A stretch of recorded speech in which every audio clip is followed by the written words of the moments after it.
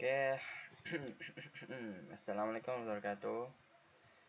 Oke, di sini kita akan melanjutkan pembacaan buku pemrograman web di chapter 7 berjudul Modern Front End Architecture dalam kurang SPA. Oke, yang pertama SPA dan MPA, revolusi navigasi web. Selama 2 dekade awal sejarah web, standar arsitektur yang mendominasi adalah multi-page application. Dalam model tradisional ini, setiap kali kamu mengklik sebuah tautan akan mengirim formulir atau browser yang akan melakukan hard reload. Ini berarti browser membuang seluruh halaman yang sedang kamu lihat, mengirim permintaan baru ke server, menunggu server merakit HTML baru dari awal, mengunduh dan merender ulang seluruh halaman tersebut dari nol. Bayangkan ini seperti kamu sedang menonton TV, tetapi setiap kali kamu ingin mengganti saluran, kamu harus mematikan TV, menunggu mesinnya dingin, lalu menyalakan kembali. Proses ini sangat boros bandwidth karena aset yang sama seperti header, sidebar, dan footer harus diunduh berulang kali setiap pindah halaman. Selain itu, pengalaman pengguna menjadi terputus karena ada layar putih blank screen sesaat di antara perpindahan halaman. Secara psikologis, membuat aplikasi terasa lambat. Sebagai respon terhadap ketidakefisien ini, lahir arsitektur single page application yang dipopulerkan oleh framework seperti AngularJS, React, dan Vue. Dalam konsep SPA, aplikasi web hanya membuat satu file HTML tunggal, biasanya index HTML. Saat kunjungan pertama, setelah itu navigasi antar halaman tidak lagi memicu reload browser, melainkan dimanipulasi oleh JavaScript yang berjalan di sisi klien. Ketika kamu mengklik sebuah profil JavaScript akan mencegat permintaan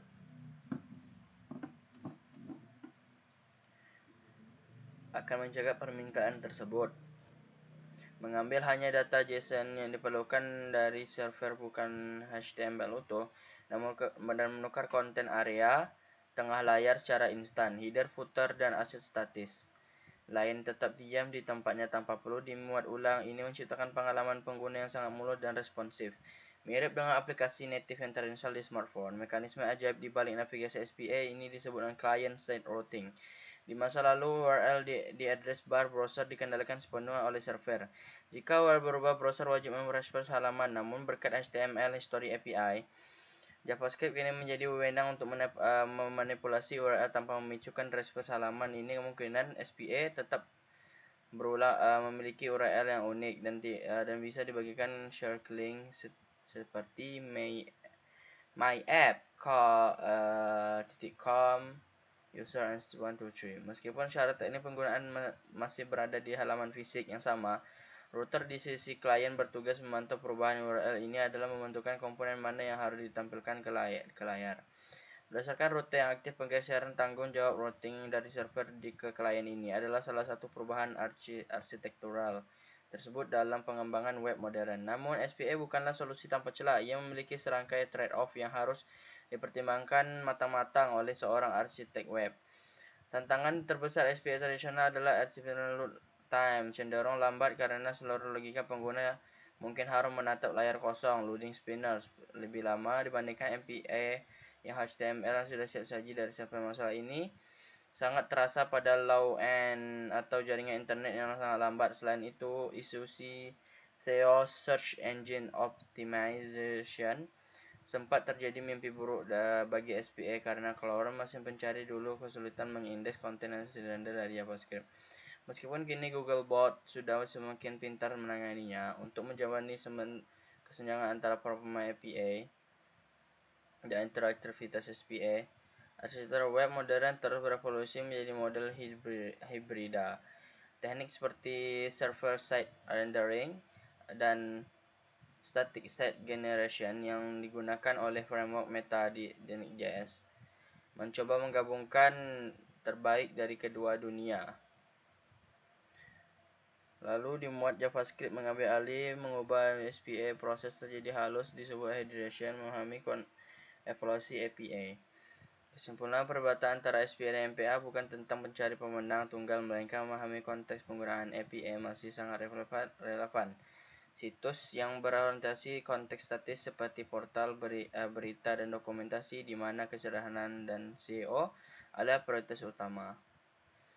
Kedua, Component Based Architecture, Lego untuk web. Jika kita membedahkan cara developer membangun web era jQuery 2010 ke bawah, kita akan menemukan pendekatan halaman per halaman developer yang akan menulis file about HTML, control HTML, dan home HTML secara terpisah seringkali dan dengan menyalin tempel copy paste kode navigasi dan footer di setiap file. Jika ada perubahan desain pada tombol utama, developer harus membuka 10 file berbeda dan mengeditnya satu persatu. Pendekatan ini sangat rapuh, sulit dirawat dan melanggar prinsip dry. Don't repeat yourself. Component Based Architecture hadir sebagai mengakhiri kegilaan ini dengan mengubah unit dasar pembangunan web dari halaman menjadi komponen. Dalam filosofi ini, antarmuka pengguna UI dipecah menjadi potongan-potongan kecil mandiri yang dapat digunakan kembali yang disebut komponen. Sebuah tombol dari komponen sebuah formulir input adalah komponen, sebuah kartu profil adalah komponen yang mungkin terdiri dari komponen tombol dan gambar komponen kecil. Ini kemudian disusun dan digabungkan komposit untuk membentuk struktur yang lebih dan kompleks persis seperti menyusun balok. Lego dengan cara ini, jika kamu perlu mengubah warna tombol di seluruh aplikasi, kamu hanya perlu mengedit satu file komponen tombol dan perubahannya akan otomatis terrefleksi di ribuan tempat tombol. Itu digunakan. Ini meningkatkan maintainability dan consistency desain secara drastis.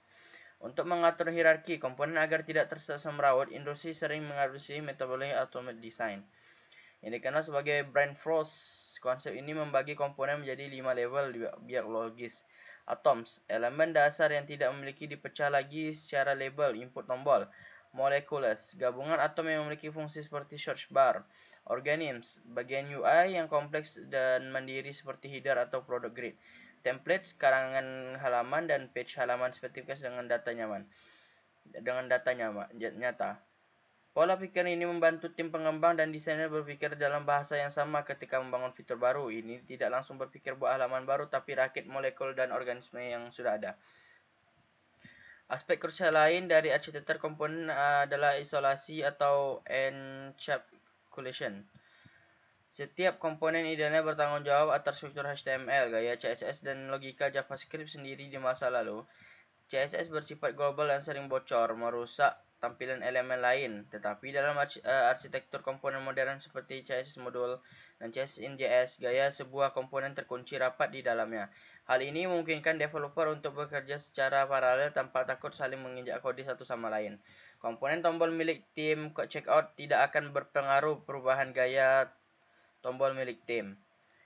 Checkout tidak akan terpengaruh oleh perubahan gaya tombol milik tim login meskipun nama kelasnya mungkin mirip. Isolasi ini menjadikan kode lebih tangguh, rebus, dan mudah diuji testable secara satuan.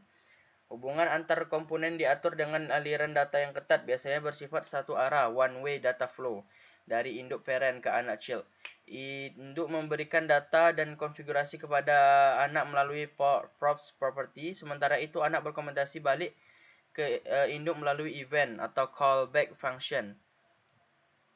Anak tidak boleh secara langsung mengubah data yang memiliki induknya. Ia hanya boleh meminta perubahan batasan. Ini membuat aliran data dalam aplikasi sangatlah terprediksi dan mudah dilacak. Jika ada bug pada data yang ditampilkan komponen anak, kita bisa dengan mudah menelusuri rantai props ke atas untuk menentukan sumber masalah. Penting untuk dipahami bahwa transisi ke component based architecture bukan sekedar perubahan cara menulis kode, tapi perubahan cara berpikir, mindset shift. Kita tidak lagi melihat desain web sebagai kanvas yang statis, melainkan sebagai sistem desain yang hidup modular. Ketiga, the virtual DOM, bayangan cepat di memori. Salah satu hambatan performa terbesar dalam pengembangan web adalah DOM manipulation object DOM. Di browser dirancang puluhan tahun lalu, struktur sangat gemuk serta lambat, serta kali kita mengeluh sesuatu DOM, browser harus melakukan serangkaian perhitungan mahal, menghitung ulang gaya CSS, menghitung ulang data letak geometri, dan mengecat ulang pixel ke layar. Jika aplikasi modern melakukan ribuan pembaruan data per detik, dilakukan manipulasi DOM secara langsung dan naif. akan membuat antarmuka terasa berat, patah-patah, dan memboroskan baterai perangkat pengguna.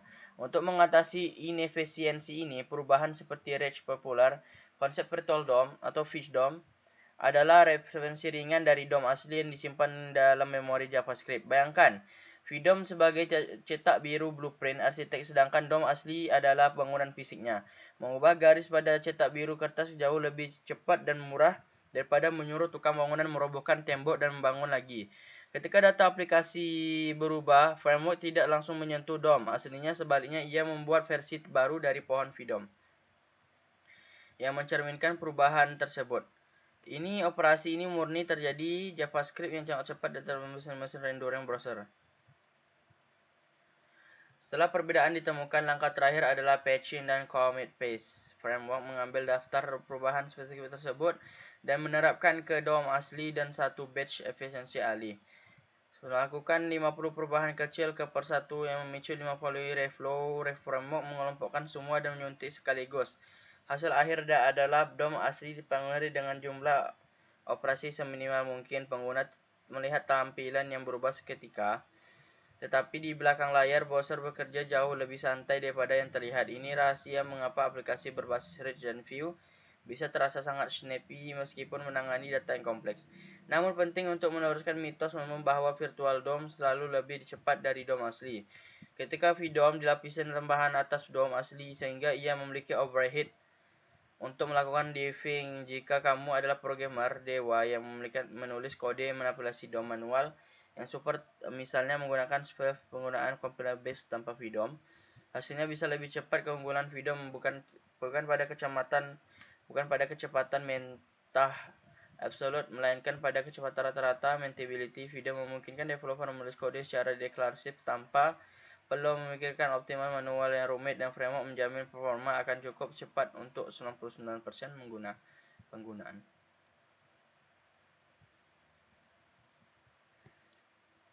Keempat, komponen life cycle, kelahiran, kehidupan, dan kematian.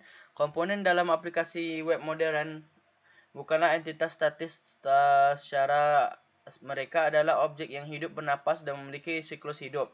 Yang pasti, memahami siklus ini sangat krusial karena tidak perlu menjalankan kode tertentu pada momen yang tepat. Secara umum, siklus hidup komponen bagi menjadi 3 fase utama, yaitu mounting, updating, dan unmounting. Setiap framework memiliki nama metode yang berbeda. Misalnya komponen digmount di Rich Reclass atau use effect dan Rich Hooch unmounted di Vue. Tetapi konsep arsitektur di belakang tetap sama persis. Tanpa pemahaman ini, kamu akan menaruh kode di tempat yang salah, menyebabkan bug data atau kebocoran memori. Fase pertama adalah mounting, yaitu momen ketika komponen pertama kali dibuat dan disuntikkan ke DOM. Ini adalah tempat yang tepat untuk melakukan instalasi, membutuhkan akses server atau API eksternal. Misalnya, jika kamu membuat komponen daftar pengguna, kamu akan memanggil fungsi fetch API user. Pada fase ini, jangan pernah melakukan pengambilan data berat dalam fungsi main render dan constructor utama, karena itu bisa memblokir proses rendering awal dan membuat aplikasi terasa lambat. Mounting hanya terjadi sekali seumur hidup komponen tersebut, kecuali komponen dihancurkan dibuang ulang dari awal.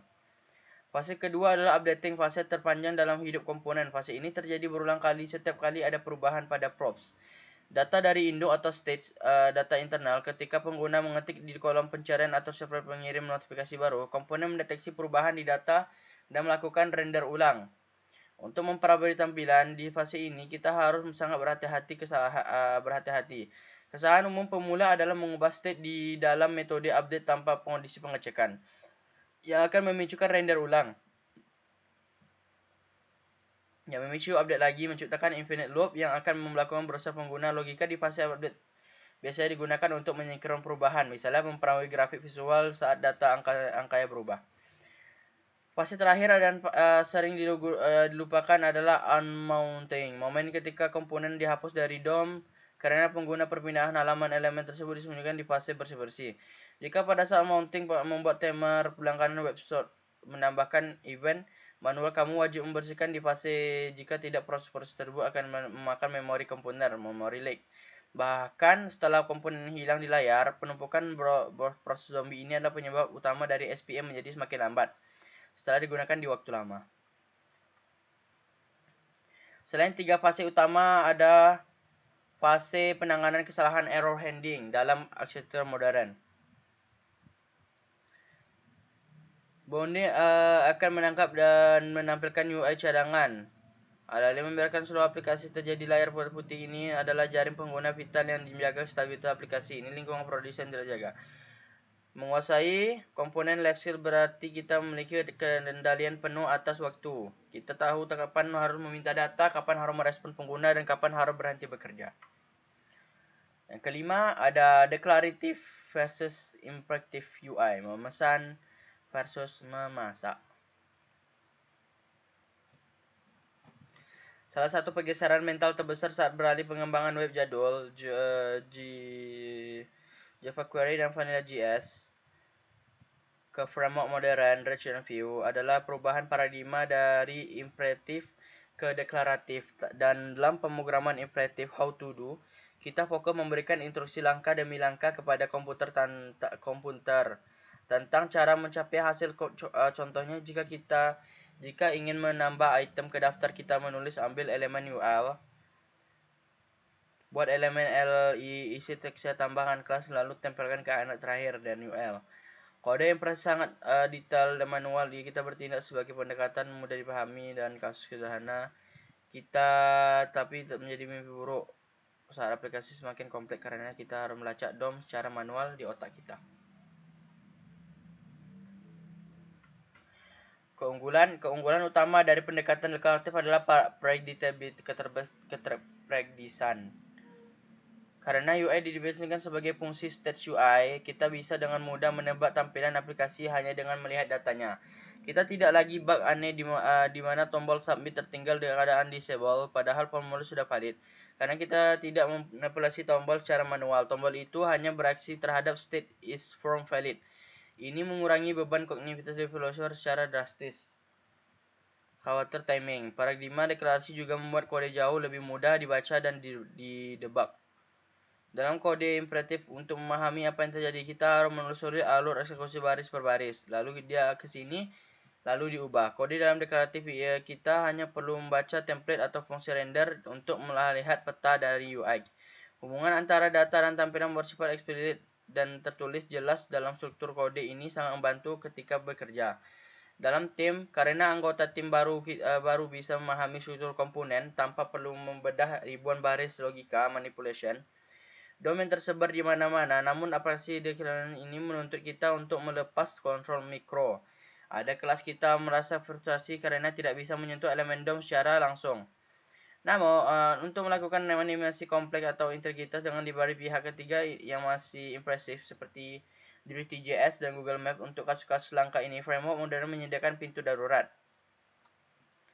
Framework modern menyediakan pintu darurat seperti Rive dan Reach, yang memungkinkan kita kembali ke mode imperatif sejenak. Namun seorang arsitek yang baik tahu bahwa ini adalah pengusulan aturan masih adalah sage state dan not DOM. Kesimpulannya, pergeseran ke UI deklarasi adalah evolusi alami untuk menangani komplikasi antarmuka modern. Ini membebaskan kita dari pekerjaan kuli bangunan manipulasi dan mengikat kita sebagai arsitek sejati perancang state dan logika.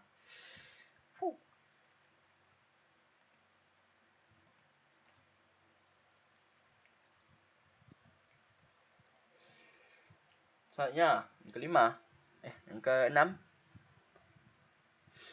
integritas keislaman bangunan umat dan siklus kehidupan. Konsep komponen based architecture dalam pengembangan antarmuka modern adalah cerminan dari konsep ukhuwah kesatuan umat di ummah dalam Islam. Rasulullah SAW bersabda, perumpamaan orang-orang mukmin dalam hal saling mencintai, menyayangi, mengasihi bagikan satu tubuh. Hadis riwayat Bukhari dan Muslim. Dalam Reach dan View, sebuah aplikasi besar dibangun dari komponen-komponen kecil atom yang terdiri dari namun saling bekerja.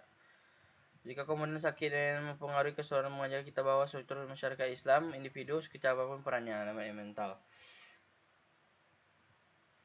Pemahaman tentang komponen life cycle mounting yang adalah metafora teknologi indah sebagai sunnatu kehidupan manusia. Kita mengalami fase mounting di mana mempersiapkan sumber daya, fase di mana kita bereaksi terhadap pros, serta akhirnya mounting kematian dengan fase reach mounting. Pada niatnya state atau hati kita bisa pada maka perilaku UI, perilaku amal zahir otomatis terfleksi baik. Kita fokus menjaga kesucian hati dan niat bertawakul, membiarkan Allah mengatur hasilnya luarnya. Terakhir, konsep single page application yang memberikan pengalaman transisi mulus tanpa reload. Halaman mencerminkan sifat istiqomah keteguhan meskipun pengguna berpindah-pindah fitur. Rute aplikasi tetap terjaga dalam satu sesi yang utuh tanpa terputus. Seorang mukmin yang istiqomah adalah mereka yang imamnya stabil dan tidak reload atau reset. Setiap kali menghadapi masalah baru koneksi, mereka dengan Allah tetap tersembung dalam berbagai situs kehidupan, menciptakan pengalaman spiritual yang mulus dan konsisten dari awal hingga akhir hayat. Ini yang ke-6 7. Kesimpulan arsitektur interaksi modern. Bab ini telah mendefinisikan ulang front-end developer dari sekadar penerjemah desain menjadi arsitektur aplikasi kompleks. Berikut ada pilar-pilar utama yang harus kamu kuasai. Yang pertama ada navigasi tanpa jeda. Kita memahami bahwa SPA bukan sekedar tren melainkan standar untuk penggeraman pengguna yang mulus. Berpikir dalam komponen, kita meninggalkan pada komponen halaman per halaman dan beralih ke atomic design. Mencari UI menjadi komponen kecil yang berisolasi dapat menggunakan kembali reusable. Yang ketiga ada ilusi kecepatan virtual DOM. Kita menyadari bahwa manipulasi DOM langsung itu mahal. Konsep virtual DOM dan algoritma diffing adalah inovasi berlian yang memungkinkan kita menuliskan kode seolah-olah render ulang segalanya.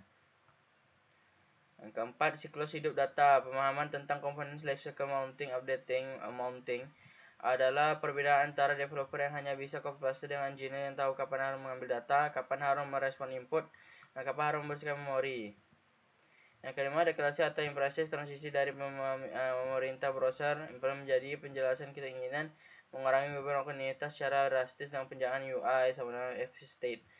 Dengan kerangka pikir komponen ini, tantangan berikut adalah bagaimana mengolah data yang mengalir di antara ratusan komponen tersebut di bab 8. Kita akan membahas strategi state management untuk menjaga aliran data tetap waras dan terkendali. Oke, sekian pembacaan chapter 7 book programan web dari saya. Kita jumpa di pembacaan chapter 8. Assalamualaikum warahmatullahi wabarakatuh.